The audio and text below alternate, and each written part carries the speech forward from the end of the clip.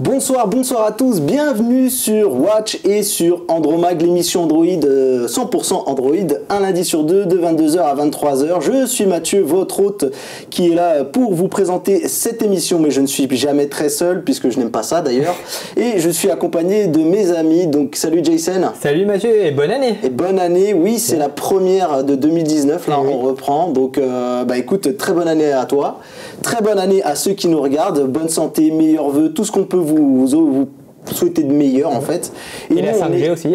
Voilà, on va en parler justement. Et on est ravis aussi d'accueillir avec nous sur le plateau d'abord Jérôme. Bonjour Mathieu. Jérôme Baptiste de geekmps.fr. Geek Geek mais pas seulement, c'est surtout mais pas seulement. Ouais. Alors dis-nous tout, comment c'est arrivé cette aventure comment t'as voulu créer ce blog? Alors en fait je voulais faire un geek mais pas trop parce que tout le monde dit ah t'es un super geek, il faut que je trouve un nom pour faire un blog, que je raconte ma vie, que je fasse ma mémoire, etc. Donc ce blog c'est avant tout ma mémoire, je la partage avec tout le monde.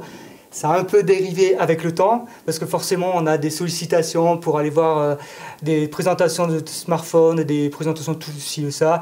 Donc c'est ma mémoire, je la partage. Je partage aussi des bons plans, vous pouvez aller sur mon site. J'ai aussi une chaîne YouTube, mais ce n'est pas mon média principal. Mon média principal pour l'instant c'est le blog. Je ne sais pas si ça dérivera sur YouTube. Alors, mais t'es un passionné de high-tech comme nous. Ah ouais, je suis un passionné, j'adore ça. Dès qu'on m'envoie un truc, c'est ma femme qui est malheureuse parce que je passe un temps incroyable à tester et je teste à fond et je n'envoie pas sur le blog quelque chose que je n'ai pas testé. Bon, et si c'est mauvais, je ne l'envoie pas non plus. Bon, juste un petit tweet. C'est cool. Et en tout cas, on est ravis de t'accueillir. Donc, geekmps.fr, allez faire un tour si vous voulez lui faire plaisir. Il est comme nous, il est le même profil, c'est-à-dire qu'il a un métier à côté, il a une famille à côté, il a plein d'enfants, il en a 3 d'ailleurs à côté. On embrasse toute sa famille qui a accepté de le libérer ce soir expressément pour cette émission, en tout cas pour nous rejoindre. Ça nous fait plaisir en tout cas. Donc, n'hésitez pas à aller soutenir ce genre de personnes aussi qui vivent de la passion et qui n'en font pas leur métier. C'est important de les soutenir. Voilà, et de l'autre côté, sur Skype, et très très loin dans le sud, d'ailleurs vous l'aurez remarqué, Jérôme il a un petit accent du sud, ce soir on a 2 sudistes, on a Thomas, un ami à nous, que dire, il nous a appris un peu le métier, hein, Thomas. Un ancien déjà à l'époque. Hein. Exactement, donc rappelle-nous Thomas, Poveda, Android MT, l'aventure, raconte-nous un petit peu vite fait le parcours qu'il y a eu juste après, comment ça a évolué pour toi? C'est ça, alors ça a commencé, c'est là qu'on s'est connus, Mathieu et Jason, notamment sur Android MT, donc le site web qui est encore actif, hein, je le rappelle, android-mt.com. Le magazine, par contre, papier s'est arrêté, et moi j'ai continué puisque je garde la chaîne Android MTV, la chaîne YouTube dont on approche les 30 000 abonnés bientôt, je croise les doigts. Donc tuto, sélection d'applications, test d'appareil, c'est encore actif, et c'est moi qui m'en occupe du coup depuis, à l'époque c'était un peu plus varié. Je me rappelle que toi tu as travaillé aussi, Mathieu, avec Jason, notamment sur cette chaîne au tout début, avant de vous lancer tous les deux dans Rester Connecté, à qui je souhaite bien sûr plein de réussite. Et merci beaucoup, en tout cas on est ravis de t'accueillir, ça faisait un petit moment qu'on s'était pas vu, entre temps à cause de lui j'ai réussi à me ruiner dans une collection de DC Comics, donc moi une très grosse collection en plus, hein. Une très très grosse collection qui s'est étalée, donc du coup ça devient compliqué, ma femme te remercie pas d'ailleurs, voilà, elle m'a dit de passer un message, je te le passe. Bon, en tout cas, on est ravis de t'accueillir et ça fait plaisir de retrouver un média qu'on connaît bien, nous, Android MT, sous une forme différente. En tout cas, bravo pour ce que tu fais sur la chaîne YouTube. Tu fais de l'excellent boulot. Ce qui arrive à la chaîne est mérité et j'espère qu'elle aura encore plus de succès pour 2019. Merci beaucoup. On est là, vous le savez, parce qu'on a parlé de comics, on a parlé un peu de tout ça, mais on est là surtout pour avant tout parler d'Android pendant à peu près presque 1 heure. Et on a un programme chargé, Jason, ici ce soir. Tout à fait, Mathieu. Pour cette première de l'année, on ne va pas chômer, puisqu'on va parler de pas mal de sujets, dont notamment un sujet sur la 5G. On va faire le point sur cette nouvelle norme de télécommunication qui va arriver bientôt. Puis après, on va parler donc du Arcos Hello, que tu nous as ramené du CES, avec aussi des lampes connectées Arcos. Et après, on va finir avec l'actualité Android. On va parler notamment de Honor qui va annoncer un nouveau téléphone demain dont on connaît le nom. Puis Xiaomi et Google. Et on va faire le point sur les dernières rumeurs. Voilà. Très bien, un programme bien chargé. En tout cas, on voulait vous saluer, vous déjà qui êtes sur Twitter. Je vous regarde, je vous vois. Je tenais à saluer déjà SLG85. Je sais que Didier Méance est pas très loin avec son Coca Zéro. Je vous remercie en tout cas de venir nous rejoindre sur les réseaux sociaux. Donc le dièse Andromag. Si vous voulez nous retrouver aussi, c'est simple. C'est sur toutes les plateformes de vidéo, YouTube, Dailymotion, mais avant tout l'application Watch et les applications sur Apple TV. Ça fait toujours aussi mal de le dire, mais il faut le dire. Et sur les podcasts, alors je sais qu'il y a iTunes, mais il n'y a pas que. Il y a Google Podcast, Podcast Addict, toutes vos applications de podcast préférées. N'hésitez pas à venir nous écouter si vous n'avez pas eu le temps de voir ce direct et de nous écouter en audio aussi si vous n'aimez pas voir nos têtes. C'est bizarre parce que, enfin c'est dommage parce que pour le coup ce soir j'ai un t-shirt sympa qui mériterait d'être vu. Mais en tout cas n'hésitez pas à nous laisser des notes, c'est très important. Je vous propose qu'on démarre sans plus tarder.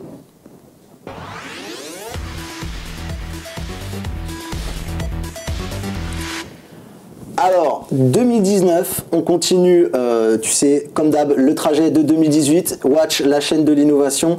Donc, on essaye de dédier une partie de notre émission à l'innovation, c'est le plus important.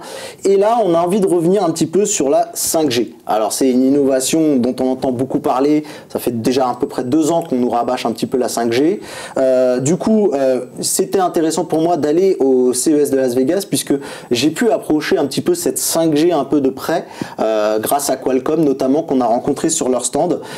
Bien entendu, j'espère que vous avez regardé le 24 heures qu'on a fait. Ce week-end, on a rediffusé l'intégrale de ces 24 heures avec des extraits qui sont disponibles sur YouTube notamment. Si vous voulez revoir un petit peu ces 24 heures, elles sont disponibles en intégralité et en même temps, on a diverses thématiques. Enfin, chaque start-up a été découpée pour que vous puissiez revoir l'une d'entre elles, celle qui vous intéresse le plus. Mais on va revenir donc du coup sur la 5G. Et du coup, moi, j'avais plein de questions avec Qualcomm. Et en gros, la 5G, qu'est-ce que ça change concrètement par rapport à la 4G et la 3G ? C'est que la 3G et la 4G avaient pour vocation, en tout cas, de connecter les hommes. Donc la 3G, ça a été, on va dire, la première brique pour nous relier au monde du web et donc de faire de ce qu'on fait, du WhatsApp, toutes les messageries instantanées. Et la 4G, ça a été le next step. Ouais, augmenter le débit. Augmenter les débits, voilà, rendre tout ça plus rapide. S'adapter aussi également à la HD qui arrive. La 4K aussi également, au niveau de la 4G, on peut c'est géré quand on a des bons débits. Et la 5G, en fait, ça va un peu plus loin. C'est que, bien entendu, il y a une nouvelle étape qui va encore améliorer nos débits. On parle de débits qui vont jusqu'à 10 fois supérieurs à la 4G. Et en même temps, le plus important, c'est de connecter les objets entre eux.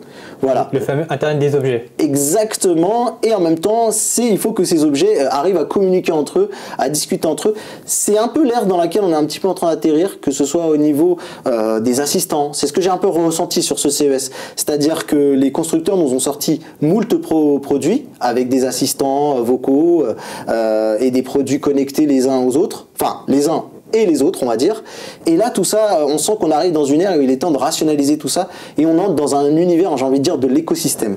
Donc, la 5G, du coup, ça va donc améliorer les débits. On l'espère aussi également, ça va permettre de pouvoir aussi aider notamment sur le streaming de l'Ultra HD. Avec notamment la 8K, c'est ça sera la bienvenue également. Également, ça va être très très bénéfique pour nos smartphones, les amis, puisque c'est moins consommateur d'énergie.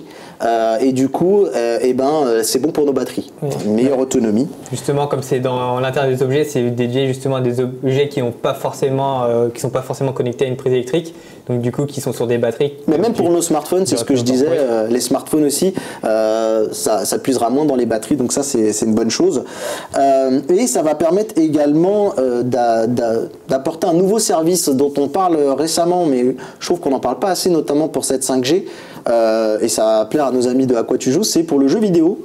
On rentre dans l'ère du streaming du jeu vidéo, c'est-à-dire qu'on va de plus en plus pouvoir jouer à distance sur des machines puissantes qui vont nous renvoyer l'image. On peut parler du projet de Google, donc j'ai oublié le nom, Google Stream, si je dis pas de bêtises. Ah, tu te démerdes, ça c'est Jason qui me dit. Ouais. Si quelqu'un a le nom, est-ce que vous avez le nom, les amis? Ah, mais après, il n'y a pas que Google, il y a plein de... Voilà, mais on va pouvoir parler de toutes ces machines. On peut parler aussi du français, dont j'ai complètement complètement oublié le nom aussi, c'est très très triste, j'ai un blanc. Shadow, voilà, exactement, mais j'ai un vrai blanc, je suis désolé. Shadow, tout à fait. Voilà, Shadow, de toute façon il y a les grands qui s'y mettent, on peut penser à Xbox, PlayStation aussi qui arrivera. Alors moi je reçois beaucoup de communiqués de presse par rapport au domaine de la santé, puisqu'on veut faire de la santé à distance et je pense que la 5G va beaucoup aider. Et c'est ce qui arrive beaucoup en ce moment. Eh bien, tu me tires les mots de la bouche, exactement, la santé, et notamment même aussi au niveau du monde de l'industrie qui regarde de très très près cette 5G pour notamment pouvoir utiliser par exemple des robots à distance pour des techniciens sur des zones peut-être un peu difficiles d'accès. On a également la voiture. La voiture autonome, la 5G est un des piliers principaux du fonctionnement de... Pour pouvoir communiquer avec les autres voitures, j'imagine, et savoir le réseau routier, dans quel état il est actuellement. Et tout ça, en fait, va entrer dans un thème spécifique à la 5G qu'on vient d'évoquer sans l'évoquer, c'est la latence.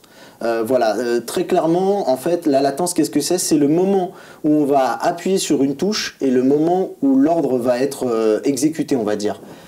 Typiquement, on peut penser aux joueurs de FPS. Je sais que toi, tu joues un peu, Thomas. T'es un joueur de FPS? FPS en solo, pas tellement en compétitif, même si là je ressemble à un streamer de Fortnite, hein, c'est pas trop mon fort, on va dire. Mais du coup, ça te parle en tout cas, cette latence. Ah mais complètement, c'est vrai que dans l'univers du pro gaming, on est quand même assez attentif à ça parce que on va pouvoir organiser des événements où le temps de latence sera extrêmement minimum. T'en parlais, c'est 1 milliseconde de latence qui est attendue pour la 5G contre 10 voire plus suivant les 4G qu'on peut avoir. Donc c'est quand même énorme en termes d'input, comme tu disais, le temps de latence qui est extrêmement réduit. Et justement, on en parlait aussi, côté médecine ou industrie, ça c'est super important parce que c'est ce qui permettra à terme, on peut imaginer des chirurgiens qui opèrent à distance à des milliers de kilomètres un patient à travers des bras robotisés qui sont connectés en 5G et qui permettront, parce que le temps de latence est très très minime, d'avoir vraiment un temps de réponse exact par rapport au mouvement que fait le chirurgien alors qu'il est très très loin, ou aussi pour relaxer, comme tu disais, dans des zones de guerre difficiles d'accès, des zones sinistrées, d'inondations, des explosions, etc., où les robots pourront aussi agir très facilement grâce à la 5G. Alors, il y a un autre cas de figure qui a été évoqué par Qualcomm. Je vous avouerai, les amis, je n'avais pas connaissance de ce type d'utilisation. On connaît les vidéos 360 degrés. Donc, on met un casque et on est immergé via des caméras où on peut tourner la tête. Et ben, la 5G, ça va apporter, vu que ça va traiter un volume de données beaucoup plus important, ça va nous permettre d'apporter encore plus d'informations et on va pouvoir se déplacer. Je vous donne un exemple. Vous êtes à un concert. Jason, tu as un concert, tu as un équipement qui permet de scanner, on va dire, l'ensemble de la scène. Eh bien, il suffira que moi, je me connecte avec un casque et toi, tu pourras regarder la scène, par exemple, par la droite et moi, je pourrai regarder par la gauche et il n'y aura pas d'incidence. Je pourrais regarder, je ne serai pas esclave de ce que toi, tu regardes puisqu'en fait, cette 5G va traiter tellement de données que du coup, on va pouvoir être un peu plus libre, on va pouvoir s'approcher de la scène. Enfin, quand tu dis traiter plus de données, c'est pouvoir supporter l'upload de plus de données. Oui, c'est ça, mais le volume de données, et du coup, forcément, on ne sera plus cantonné et bloqué à la vidéo 360 où on est esclave des caméras, des choses comme ça, quoi. Donc, puisqu'il y aura un volume sur des caméras qui vont dimensionner une pièce, je pense par exemple au projet Tango, des choses comme ça, qui vont pouvoir être justement envoyées sur des lunettes avec ce temps de latence de 1 milliseconde. Tu voulais dire quelque chose? Non, moi je me vois mal écouter un concert avec un casque sur la tête, mais bon, un casque de réalité virtuelle. Mais ça, malheureusement, c'est que l'âge fait son effet, malheureusement. On devient des vieux cons, peut-être. Je suis vieux con.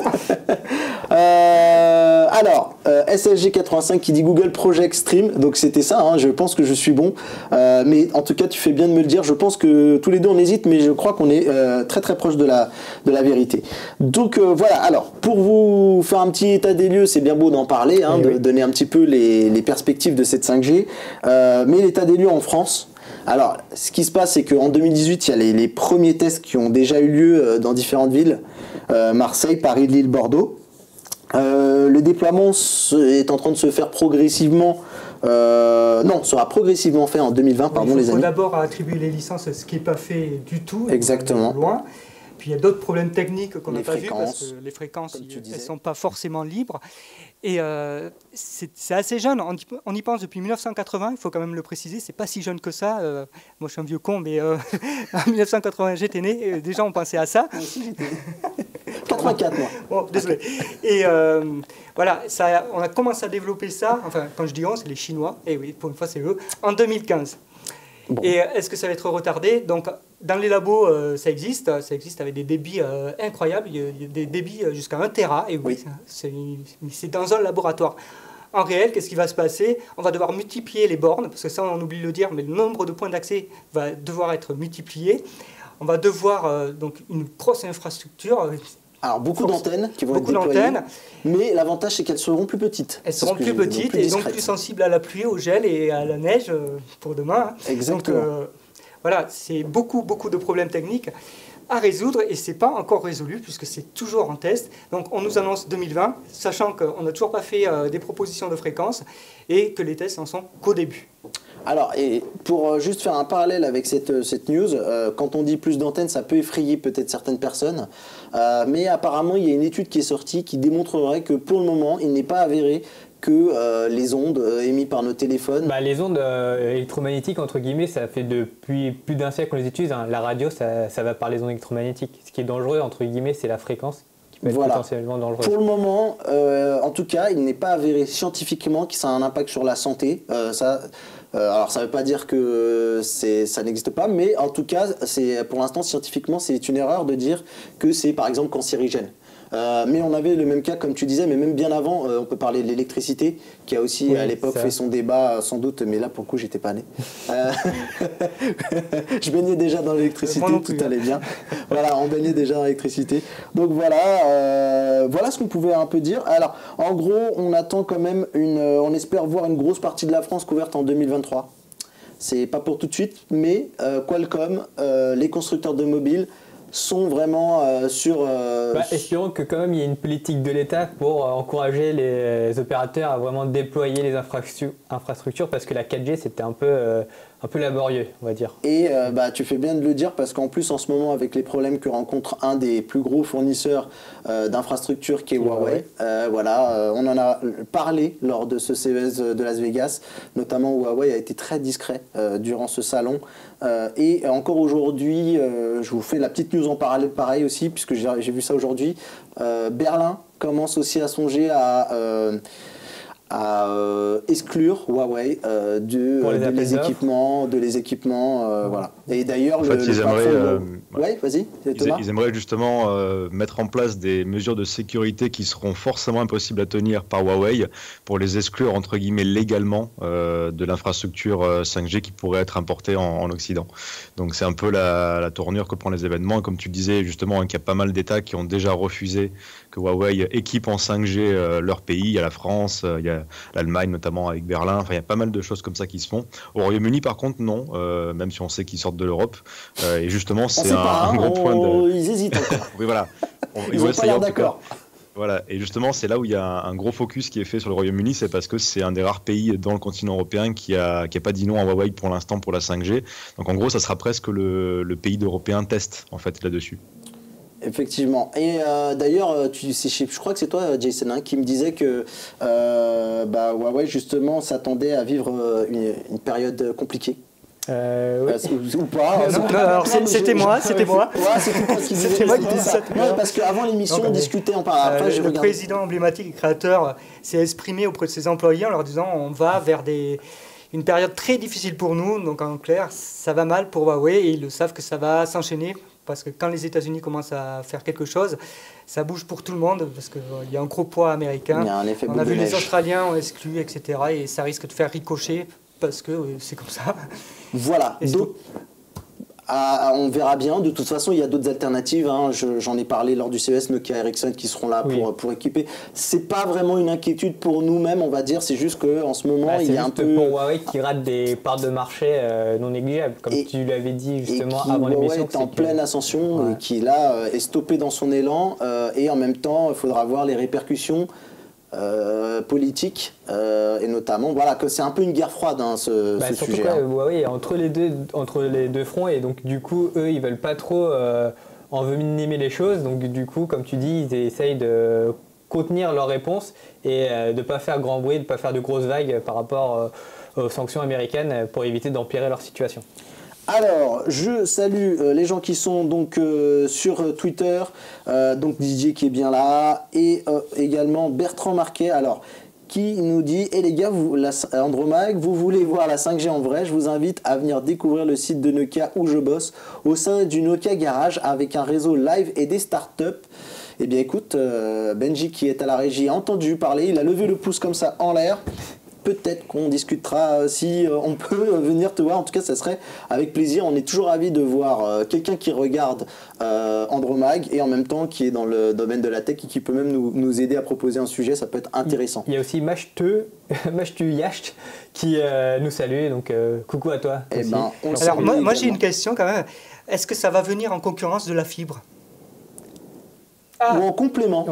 Je pense que, parce que déjà, le temps que le réseau 5G soit complètement déployé, il va y avoir pas mal de temps. Donc, parce qu'on est beaucoup dans le même cas, c'est-à-dire on a la fibre en bas de chez soi, mais ça monte pas. Donc moi je me dis la 5G va passer à travers. Moi ça fait 2 mois que j'attends.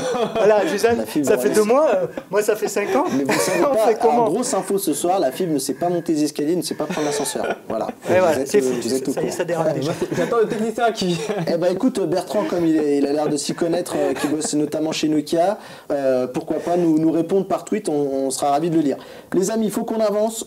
Voilà pour cette partie de l'innovation, on va dire, entre guillemets, et on va passer un petit peu au test. On va regarder un petit peu ce que Arcos m'a donné gentiment lors de la fin de ce CES pour justement vous présenter ce soir. Donc, Arcos... en fait, il est pressé parce qu'il y a bientôt plus de batterie. Il fallait pas le dire.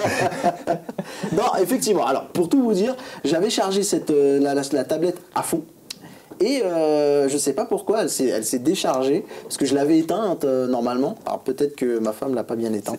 Voilà, c'est la femme, mais c'est normalement. Donc normalement. Avant d'en parler de ce problème-là, tu peux nous expliquer d'abord ce que c'est? Le Arcos Cello. Bah oui. Alors le Arcos Cello, c'est tout simplement une tablette fusionnée avec un haut-parleur.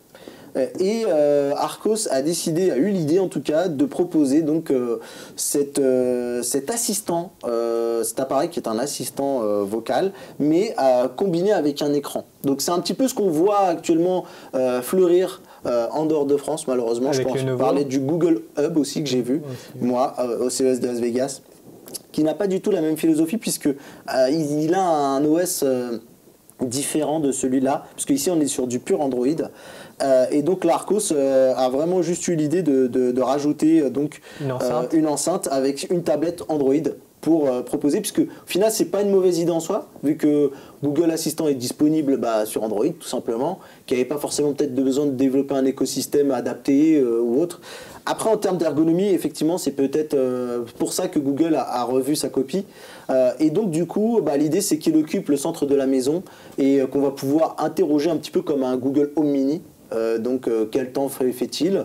Donc vous voyez, je suis parfait dans le timing. Ajoute du lait dans ma liste de courses, regarde bien, regarde comment je connais la vidéo.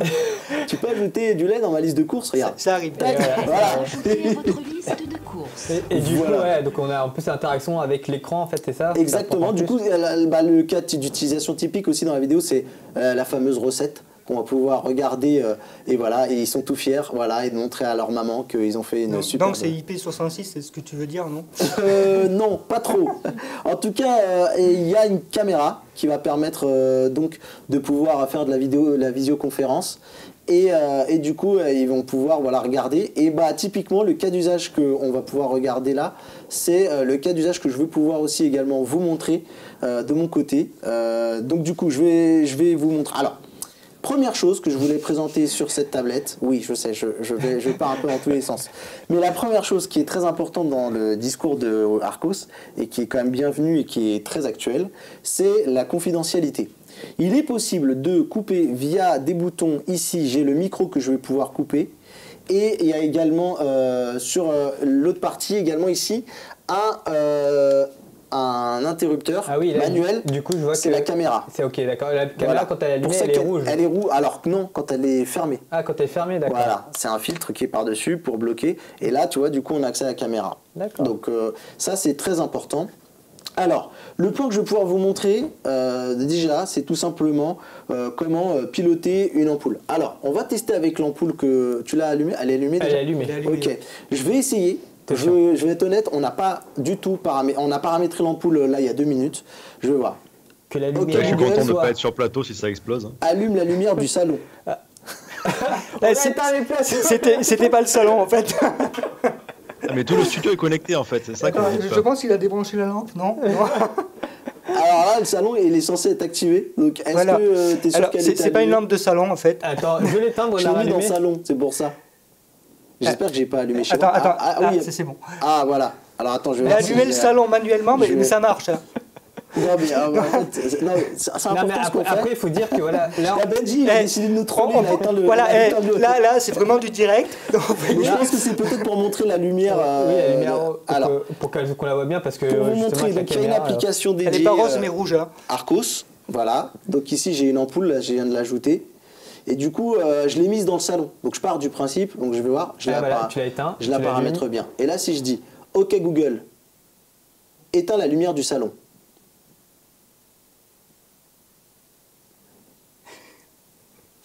Compris, j'arrête. Ok. Bon, ça n'a pas fonctionné. Alors, pour la défense d'Arcos, j'ai pas testé avant, Oui, donc voilà, on malheureusement. a vraiment fait le truc. voilà. On Je a- voulais voir si ça Oui, fonctionnait en direct, malheureusement. Ben, j'ai pas bien Non, mais préparé c'est l'effet l'émission. Bonaldi, hein, c'est le fameux. Voilà, et j'espère surtout que j'ai pas allumé chez moi en fait. Parce que chez moi aussi j'ai plein de trucs, mais normalement je suis pas sur le réseau de chez moi, donc normalement ça aurait dû, je pense, activer ou On va attendre que son désactiver. téléphone sonne. Au pire, il y aura des Je gens qui pense, pourront je éteindre pense, chez toi je la pense- lumière. non mais je pense que j'ai pas dû la mettre sur Home, et c'est pour ça qu'à mon avis ça Oui, fonctionne parce pas. que ouais, Voilà. c'est vrai qu'on a fait le paramétrage rapidement. Donc, Alors, voilà. je suis témoin, ils ont eu 2 secondes pour le faire parce qu'à 50 secondes, c'était pas encore parfaitement fonctionnel. Exactement, donc là Arcos est totalement pas mis en cause pour ce fail. Je vous redirai la semaine prochaine quand j'aurai eu le temps de tester cette partie-là. Mais je vais vous montrer moi pourquoi et ce produit je le trouve intéressant. C'est notamment pour ma sonnette connectée que j'ai à la maison. Donc j'ai la chance d'avoir une maison. Et pour le coup, quand je dis une maison, c'est un pavillon pour que les gens Si situent. la quand lampe même. s'éteint, tu auras l'air Et ridicule. du coup, donc j'ai un ring doorbell chez moi. Voilà, donc qui est cette sonnette là, qui est devant mon portail. Et du coup, grâce au Arcos Hello, je vais pouvoir regarder en direct. On va voir en direct ce qui se passe dans ma rue. Et parler aux gens qui sont Alors, dans la rue. J'espère que le débit est bon. Oui, le débit est bon. Et du coup, on voit qu'il y a la pleine lune. Et qu'il non, ça neige doit être- pas. C'est la lumière. Ah mince. C'est la Ah, et lumière, alors là, la question c'est, le est-ce qu'on peut lampadaire. entendre ce qui se passe dans ta rue? Oui, on peut entendre. Alors, il se passe pas Et grand-chose. là, la vu main de qu'il y a sa femme personne. arrive. Non, mais parce que il y a là, le- du coup, il n'y a pas Il y a beaucoup de personne qui passages. passe. Mais il y a du son. Voilà. Non, Donc, parce du que coup- je te dis ça parce qu'à Ville d'Avray, là où j'habite, il y a quelqu'un qui a ce genre de sonnette et on entendait tout ce qui se passait dans la maison, c'était super sympa. Donc je t'avertis. Moi, Ça marche va, dans les j'ai- 2 sens. J'ai cette chance. Alors, voilà un des cas d'utilisation concret pourquoi le Arcos Hello peut être intéressant.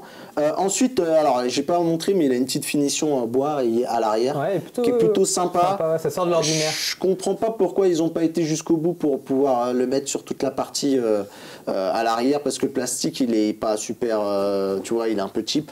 Ah oui, effectivement, au toucher. Ce qui est dommage. Mais en fait, ce qui est bien, c'est que quand tu montres pas la partie, quand tu la poses, on le voit pas. Et pour le coup, le rendu est pas Ah oui, trop mauvais. surtout que là, l'enceinte, enfin, on dirait que c'est un peu comme les Google Home Mini, un Exactement. peu en mode C'est du tissu. tissu, ouais. C'est du Et tissu. ils ont pensé au petit tampon dessous pour que ça ne glisse pas. Ça, c'est bien Exactement. de le montrer aussi. Et Parce que on ça, peut c'est la vachement mettre dans important les- et dans on les peut le deux mettre dans les sens. 2 sens. Donc, Attends, il y a je des vais faire la tampons. démo. Il va faire la démo. Donc il y a des tampons en caoutchouc dans les 2 sens pour, Ouais, voilà. pour que ça ne glisse Et pas. du Et coup- ça, c'est vachement important. Bah là, du coup, il faut la mettre dans ce sens-là. Voilà. Hop là. Exactement. Ou Et dans ce sens-là. Voilà. Attends. c'est un objet qui est quand même assez bien pensé et puis il n'est pas désagréable Non. à l'œil. Voilà. Moi, je le C'est- trouve pas mal. C'est un produit alors, qui a un écran de 7 pouces. Il y a une version 10 pouces et une version 5 pouces. Un peu en format radio réveil aussi, qui est plutôt sympa. Je vais juste vous faire encore quand même un test pour vous montrer. Alors là, je suis sur Attends, on sonnerie. attend que tu fasses les réglages. Je vais te poser la question. Thomas, toi, t'en penses quoi de ce genre de produit? Est-ce que t'es plutôt team Google Home Mini ou team Arcos Hello, dans le sens où tu as une enceinte avec un écran? pour piloter ta Je trouve domotique. justement que ça, c'est un petit peu le chaînon manquant entre smartphone, tablette et l'assistant vocal tel qu'Alexa ou Google Home. C'est qu'il y a peut-être des gens qui sont pas encore prêts à passer le pas ou qui trouvent pas forcément l'utilité d'avoir un assistant qui sert entre guillemets qu'à ça. Et là, en fait, si on regarde bien, on a une tablette associée à une enceinte avec des fonctionnalités type contrôle de la smart home ou des objets connectés. Donc je pense que c'est un bon compromis pour les gens qui sont pas prêts à sauter le pas. Et par contre, j'avais une petite question, Mathieu, toi qui l'as entre les mains. Est-ce que tu as testé la puissance de l'enceinte? Je demande ça parce que j'ai vu une vidéo de quelqu'un qui le poussait à fond pour regarder à quoi ça ressemblait en le posant la verticale, donc l'enceinte vers le bas.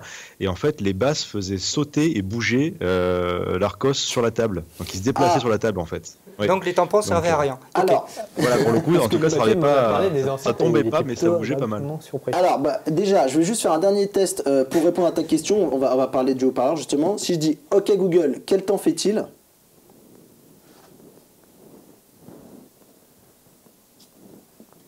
En ce moment, à Paris, il fait -1 degré avec du brouillard. On annonce -1 degré avec du brouillard. Voilà, et du coup, bon, bah voilà, vous savez la température qu'il y a sur Paris. Je vais vous proposer de mettre de la musique. Nous, on l'a testé à Las Vegas parce que c'était devenu un petit peu le haut-parleur de l'enceinte de la maison, on va dire. Et du coup, on mettait de la musique. Et pour le coup, nous, on a été plutôt surpris dans le bon sens. C'est une très bonne enceinte. C'est pas la meilleure du monde, mais je trouve que la prestation, elle est vraiment pas mal. Alors, j'espère que je vais mettre une musique un peu rythmée. Je vais sur la musique libre pour éviter d'avoir des... Alors, je vais mettre plus fort. Je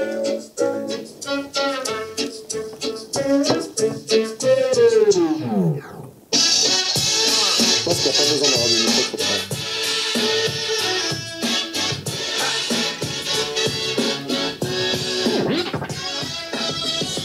Bah, du coup, elle est plutôt pas mal, ouais. Le son, c'est plutôt pas mal, on entend bien. Le et son, il est assez clair. il sature pas. Il sature pas. Il y a un effet de boomer à l'arrière qui est intéressant.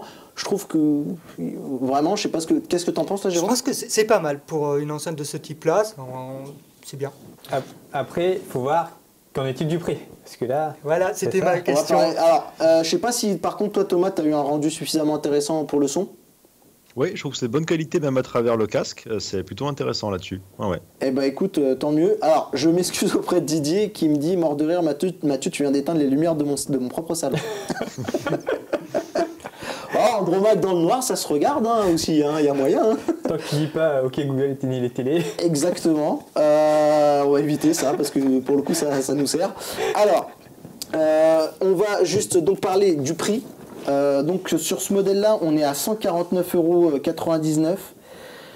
129,99 € pour le modèle 5 pouces et 199,99 € pour le modèle 10 pouces. Alors, on va parler des mauvais points. Parce qu'il y en a malheureusement. Alors le truc c'est que Thomas nous disait pour les gens qui osent peut-être pas sauter le pas, ce que montre Arcos là, c'est que typiquement, je vais éviter de lancer la musique, c'est que typiquement si vous avez une vieille tablette à la maison, ça peut déjà être un premier essai de ce qui peut être tenté avant de se lancer là-dessus. La plus-value là-dessus, ce sera forcément l'enceinte pour ceux qui ont une vieille tablette, parce que ça peut faire la blague. Moi, j'en ai une à la maison qui me sert de télé d'appoint et du coup, voilà. C'est vraiment le produit que je vois dans une cuisine, moi. Le 7 et le 10 pouces, notamment pour les côtés recettes, mais aussi pour ceux qui n'ont pas de télé. Moi, j'ai pas de télé dans ma cuisine et de temps en temps, quand on veut regarder un peu ce qui se passe, les news et tout, c'est vraiment sympa d'avoir cet écran. Ou même en écouter plus. la radio en fait, tout simplement, parce que c'est pas, si t'as pas de radio dans ta cuisine, tu peux l'utiliser. Mais là, un Google Home Mini, bon après, c'est pas la même qualité, la qualité du Arcos c'est bien meilleur, mais un Google Home Mini pourrait faire l'affaire, notamment pour de la radio ou pour nous écouter en podcast. Placement de produit. Alors, le dernier point en fait qui m'embête par rapport à Arcos, c'est la fiche technique. On est sur un Mediatek 8167, je crois que c'est pas de toute jeunesse. Mais quand tu utilises l'enceinte enfin, tu l'as eu pendant que quelques jours, et du coup, est-ce que tu as senti des ralentissements déjà ou pas du tout? Pour l'instant, ça va. Ça va. Okay. Ça va, mais tu sens que c'est limite. Ok. Il n'y a pas une réactivité de fou. T'as quand même 2 Go de RAM. Ah oui, alors, t'as 16 Go de mémoire interne, mais bon, t'as un slot micro SD derrière. Ça, c'est plutôt bien.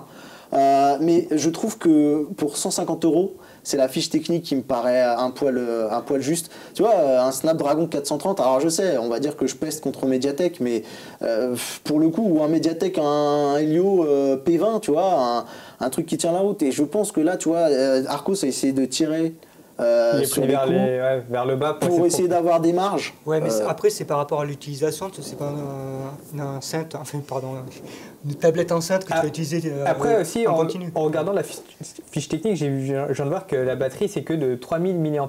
C'est un peu limite, non Ça va. Non, alors ça va. Ça tient la journée dans la boîte. Là, quand on a discuté de cette batterie qui s'est vidée, j'arrive pas à comprendre le truc, mais nous, on l'a écouté une bonne partie de l'après-midi et ça tournait avec de la musique. Il n'y avait pas de souci. Je trouve que ça va. Après, le truc qui me dérange par rapport à la batterie, peut-être, mais c'est peut-être moi mon côté parano, vous allez me dire sur Twitter, c'est que moi, en fait, ce genre de produit, j'ai envie de le poser et de le mettre sur secteur tout le temps. Alors en plus, le secteur, c'est un secteur propriétaire. Tu as un câble micro USB, je pense peut-être ça peut alimenter, j'ai pas eu le temps de tester. Peut-être le transfert de fichiers, tout mais simplement. je pense que c'est pour le transfert de fichiers. Je sais pas, il me semble pas que ça alimente suffisamment. Ça vide la batterie quand même, je crois, hein. J'ai pas de certitude. Mais bon, il y a un port propriétaire, tu vois, une espèce de jack pour secteur. Ça, c'est un peu dommage en 2019 pour ça, mais bon, c'est pas trop grave. Mais du coup, tu sais, j'ai peur qu'elle laisse tout le temps branchée sur le secteur, on détériore vite la batterie. Et les quelques fois où on en aura besoin, c'est ça qui m'angoisse un petit peu. Et pour le coup, voilà, le problème c'est que j'ai l'impression qu'ils ont beaucoup. Parce que, tu sais, pour le coup, d'habitude, on a tendance à dire que Arcos, c'est des produits qui sont rebadgés, qui ont été vus dans des usines chinoises et tout. Là, pour le coup, j'ai l'impression que c'est un produit original. Arcos, tu vois, qui a vraiment été designé par Arcos et pensé chez Arcos. Et que du coup, ça leur a peut-être coûté un peu de sous. Et que du coup ils ont tiré les prix vers les bas, vers le bas pour la fiche technique pour essayer de dégager des marges.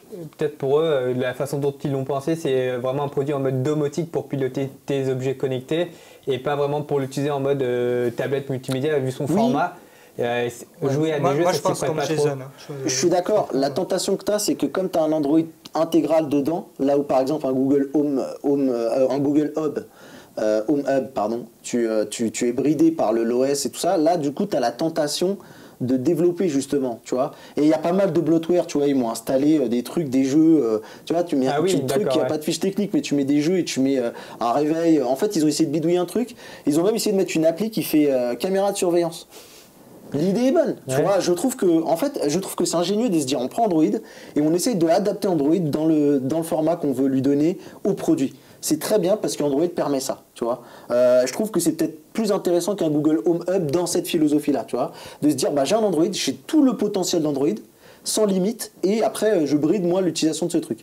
Mais je trouvais que, tu vois, peut-être un peu plus de puissance, ne serait-ce que pour être à l'aise, voilà, globalement, voilà. Après, comme tu l'as dit, globalement, quand j'ai eu besoin d'utiliser, mettre de la musique, mettre une vidéo YouTube, ça marche. Et après, c'est peut-être, comme tu dis, dans le temps, voir si justement les caractéristiques, ça va pas porter un peu préjudice on verra. À la tablette. Surtout que nous, en geek, on va attendre à ce qu'il y ait du suivi. Je pense qu'il n'y en aura pas, on connaît un peu Arcos là-dessus.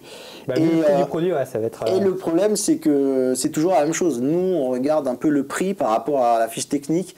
Et 150 €, alors est-ce que l'utilisation suffit en elle-même à justifier les 150 €? Ou est-ce qu'il aurait fallu quand même que le prix soit un peu amoindri parce que la concurrence va arriver et elle se positionnera. Tu vois, tu as un Google Home Hub, je pense, à ce prix-là.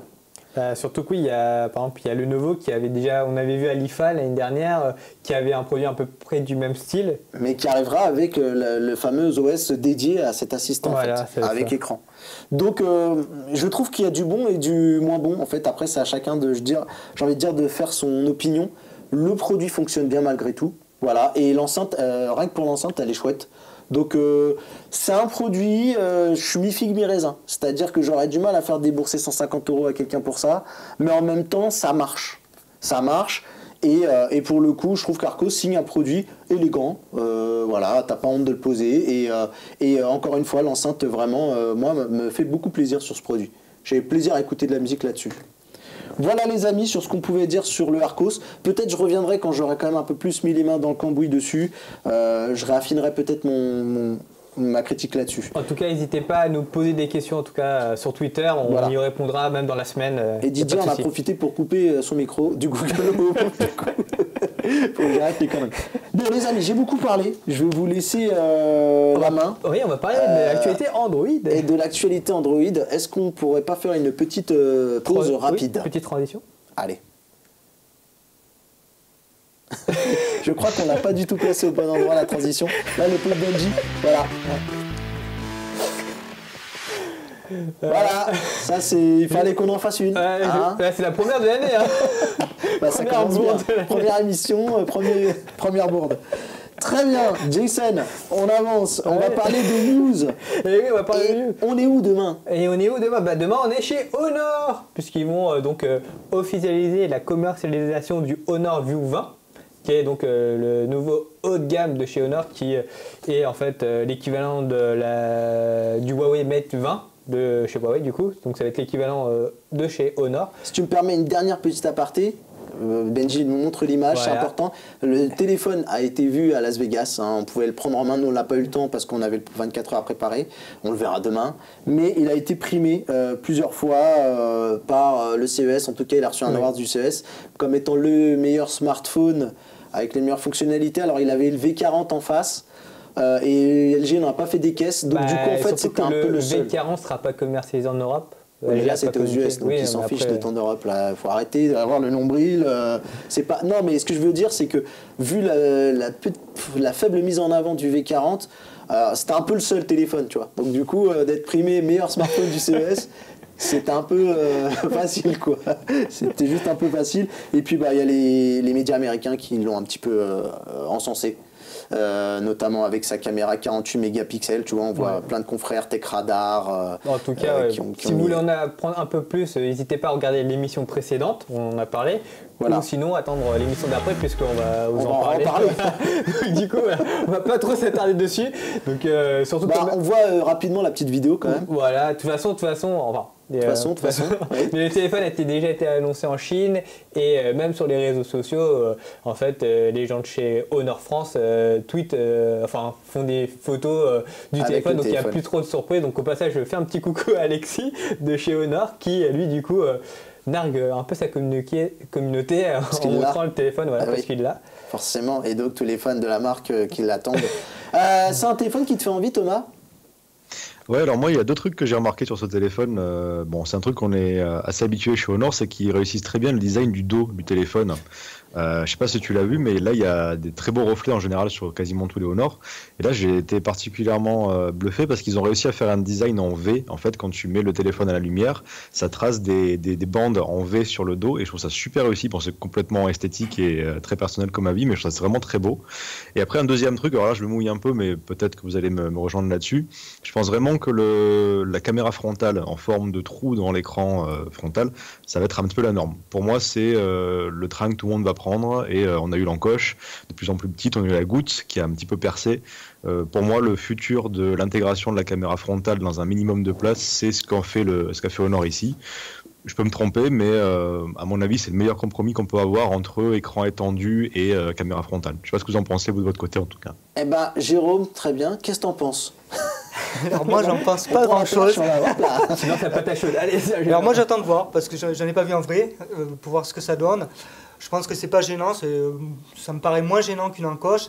Mais comment ils vont le gérer quand on va regarder une vidéo? Est-ce qu'ils vont faire comme l'encoche, la faire disparaître?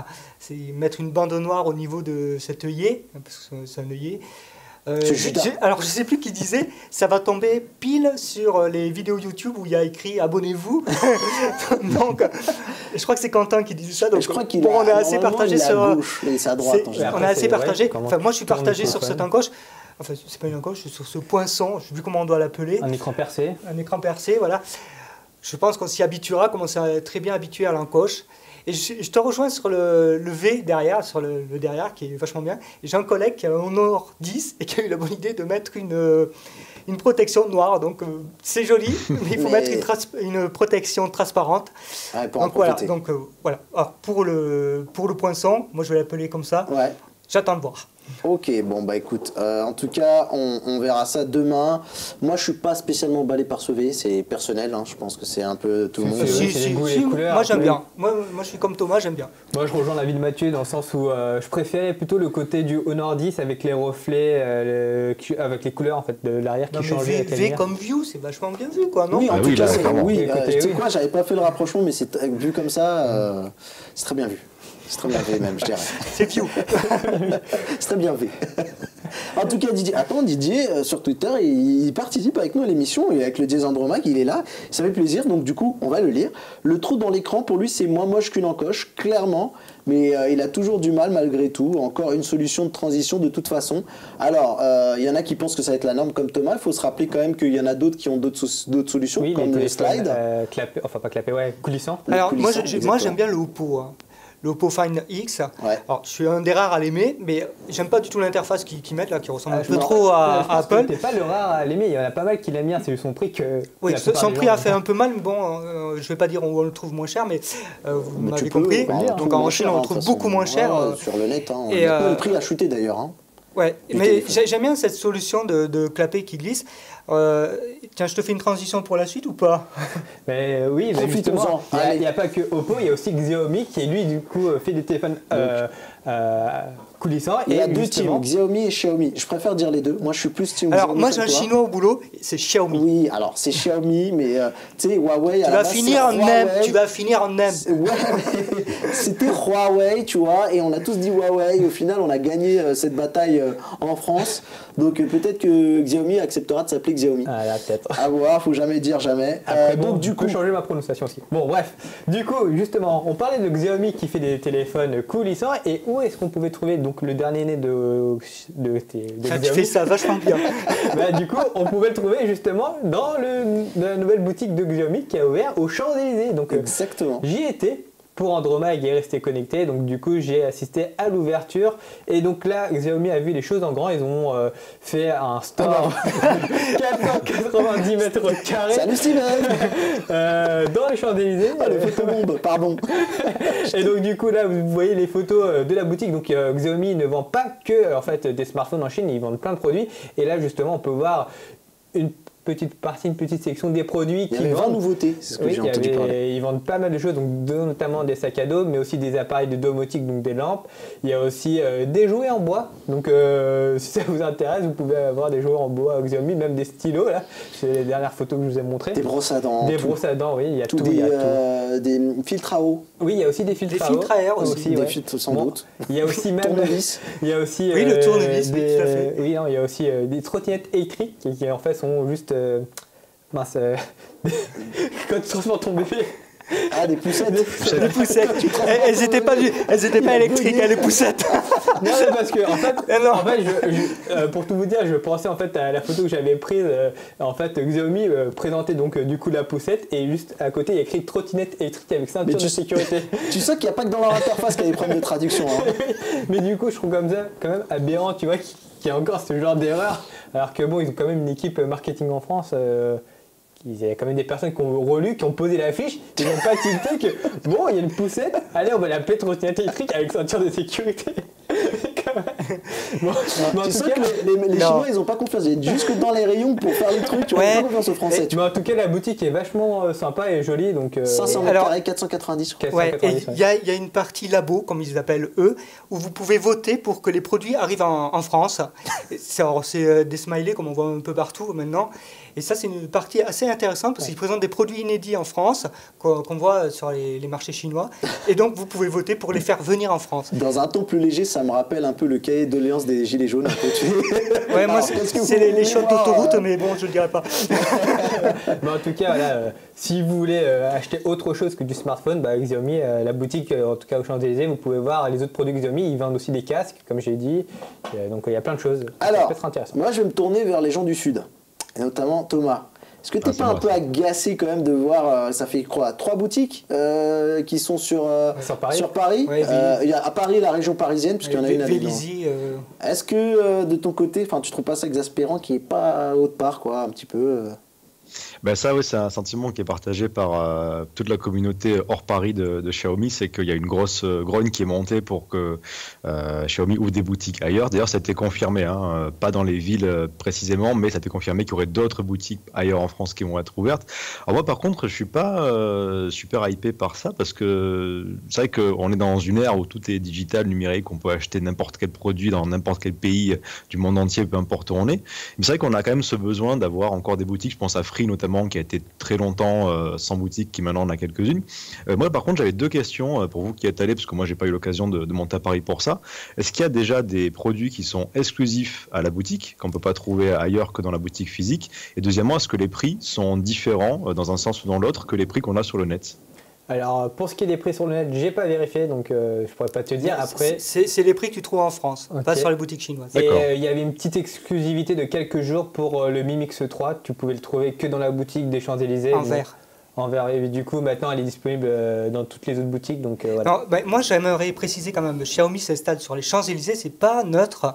C'est dire aux autres Chinois, vous avez vu, nous, on s'est installé sur les Champs-Élysées, qui est quand même une grosse avenue touristique.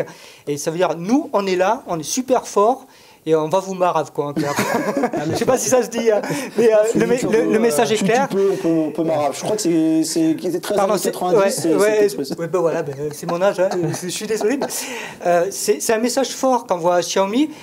Ils envoient ça à leurs collègues chinois, et ils envoient ça aussi à la France, dire on est là et on est là pour longtemps. Ça me rappelle un petit peu, pour connaître la culture asiatique, quand tu fais ton mariage et que tu es chinois, c'est très important de venir au pied de la Tour Eiffel, tout ça, d'avoir ta photo pour envoyer en Chine. Sinon, genre, t'as raté ton mariage, quoi. Si t'es en France et que t'as pas fait ton mariage. Je pense aussi, cette boutique-là, c'est pour se faire connaître aussi auprès du grand public. C'est dans les champs. Mais c'est ça, hein. Et donc, du coup, ils voient une grosse boutique Mister et les gens, ils disent c'est quoi. Et puis, c'est pour le côté premium des Champs-Élysées. Oui, mais c'est l'image de marque, c'est le voilà. prestige. Ils sont juste avant Adidas quand vous descendez la rue. Hein. Désolé pour la pub, je sais pas si j'ai droit, mais ils sont assez bien placés. Vous sortez de la station Franklin Roosevelt. Elle est là, la boutique, elle est juste là. Franchement, c'est un message hyper fort, quoi. En tout cas, oui, aussi pour l'ouverture, Xiaomi avait prévu le show pour ses fans et ça, c'est plutôt bien. Ils avaient donc déjà prévu des cadeaux pour certains de leurs fans et ils avaient aussi donné des bonnets orange. Donc c'était marrant de voir cette invasion de fans avec des bonnets orange. Qui étaient sur place aussi, sans CRS, je crois. Donc du coup, c'était marrant. Ils ont pas de ça faisait penser aux manifestations avec les bonnets rouges, les Bretons, tu vois. Sauf qu'ils étaient orange. Ils étaient orange, ils étaient gentils. Les Bretons aussi sont gentils, mais il ne faut pas les énerver. Bon, en tout cas, je pense qu'aussi pour finir, c'est important que Xiaomi ouvre des boutiques. Ça permet aussi de donner un contact avec la marque. Parce que le digital, c'est bien, mais à un moment, il y a peut-être des gens qui ont besoin de toucher les produits pour s'assurer. Pour les connaître, pour comprendre la qualité. La philosophie derrière Xiaomi. Voilà, et même pour les trottinettes et tout, je pense que c'est aussi un truc important. Les trottinettes électriques avec ceinture de sécurité. Et notre ami Didier, toujours là, qui nous dit 4 boutiques Mi-Store en région parisienne. En région parisienne, hein. Alors, tu sais, t'as Paris, t'as encore Paris, quoi. Je veux dire, je pense qu'à Marseille, ils en ont rien à branler. Ah non, dans la région parisienne, nous, ça ne parle pas évidemment. Ils s'en foutent. À carré, voilà. Ils s'en foutent complètement. J'ai Marcos qui est en train de me dire je vais me coucher, bonne nuit. Alors, écoutez, on va l'éteindre. Voilà, comme ça. On va passer à la suite, là. Et du coup, c'est. Voilà. En tout cas, c'est bien. Elle est magnifique. Mi-Store comme McDonald's. Hein, non, franchement, elle est magnifique, la boutique. Ça vaut vraiment, si vous passez dans les champs, allez-y, ça vaut le détour, moi je dis. Bon, bah, très bien. Sinon, si vous êtes en province, exigez une boutique. Et faites graver votre téléphone. Faire une pétition. Je suis avec vous. Vous aussi, demandez des boutiques Mi-Store près de chez vous, vous avez le droit. Et puis, sinon, il n'y a pas que Xiaomi dans la vie. Et en parlant qu'il n'y a pas que Xiaomi dans la vie, je propose qu'on finisse l'émission vite fait sur un petit tour des dernières rumeurs, c'est ça Attends, une petite brève rapidement, juste pour dire que Google a racheté une partie de l'équipe de Fossil. Exactement. Et du coup, ils n'ont pas racheté la compagnie Fossil, mais juste la partie qui en fait une travaillait. Partie de l'équipe, ouais. Ouais, la partie qui travaillait en fait du coup sur justement les montres connectées de chez Fossil. Donc cette partie-là, les équipes en fait va travailler. C'est pas exactement ça. Pour être précis, ils ont racheté une partie de l'équipe de Fossil qui travaille sur une technologie mystérieuse dont on ne sait encore rien. Mais qui est plutôt pas mal puisque Google veut la racheter. Donc c'est un peu comme l'histoire avec HTC qui avait été. Il y avait une partie des effectifs. Le mystère, c'est l'autonomie, non? On sait pas. Ils annoncent en tout cas un produit innovant qui n'est pas encore sur le marché, donc on verra. Et c'est aussi important, c'est un message que Google a voulu renvoyer pour dire que Wear OS n'est pas mort et Voilà. qu'il continue de développer dessus. exactement. Donc, sinon, pour le reste de l'actualité, on va parler aussi rapidement de LG qui va sortir cette année leur nouveau haut de gamme, le G8 ThinQ. Et donc, du coup, il y a eu quelques leaks qui sont sortis. Et donc, on a notamment, apparemment, l'image du téléphone. Donc, si Benji peut montrer rapidement l'image. Donc, du coup, le téléphone, en fait, niveau design, il va ressembler plus ou moins au G7 ThinQ. À peu près, donc on va retrouver une encoche à l'avant. Voilà, cette image-là. Tu sais quoi, on va proposer à Thomas et à Jérôme un peu de réagir. Et les mecs, vous me regardez, enfin pour le timing, si je prends la parole, c'est que le timing est... Ils ont 6 mois de retard. Voilà. Ok. Au moins 6 mois. Derrière, on a une espèce de visage. Bon. Bon, bah allez, ok. Voilà. Pas très emballé. Thomas. Ouais, moi je suis super déçu par LG depuis le G6 en fait, parce que autant G4 et G5 c'était super innovant. À chaque fois, ils avaient vraiment les balls, pour rester poli à la télé, de faire un truc très innovant, très différent des autres. Et là, on voit la photo, enfin, à part le fait qu'il n'y ait pas de haut-parleur devant, ce qui est assez bizarre, il n'y a rien qui change d'un téléphone en termes de design, quoi. C'est très très basique pour moi. Ouais, c'est vrai que là, en ce moment, LG fait une traversée du désert dans la gamme G. Puisque le G6, G7, pardon, ils avaient communiqué sur l'écran lumineux, qui n'est pas forcément ce qui fait vendre un Pour téléphone. moi, c'est un peu comme Sony, tu vois. C'est des téléphones qui sont des bons produits, mais qui malheureusement ne se démarquent pas. Et donc, voilà. justement, il y a eu C'est pour les quelqu'un fans, de sûrement. chez LG qui a du coup réagi à celui qui a dit en fait non, ce n'est pas ça le nouveau haut de gamme. Et du coup, le leaker qui a du coup diffusé cette image a dit si, d'après mes sources, c'est ça. Et il a cité du coup ses anciens tweets où il avait justement bien prédit les autres haut de gamme des Donc années c'est précédentes. Evlix, C'est Onlix. Onlix, ok.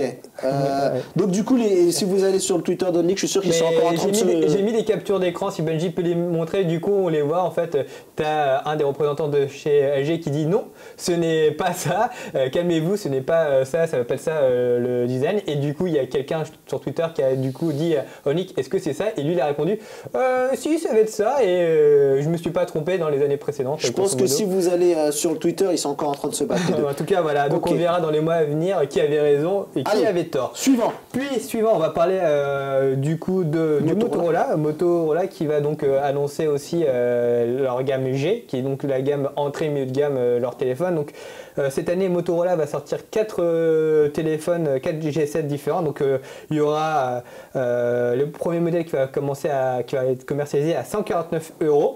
Donc ça va être le Motorola G7 Play, qui lui aura un Snapdragon 632. Ouais. Puis après on aura le G7 Power qui lui sera vendu à 209 €, qui aura droit lui à un Snapdragon 625 et une batterie de 5000 mAh.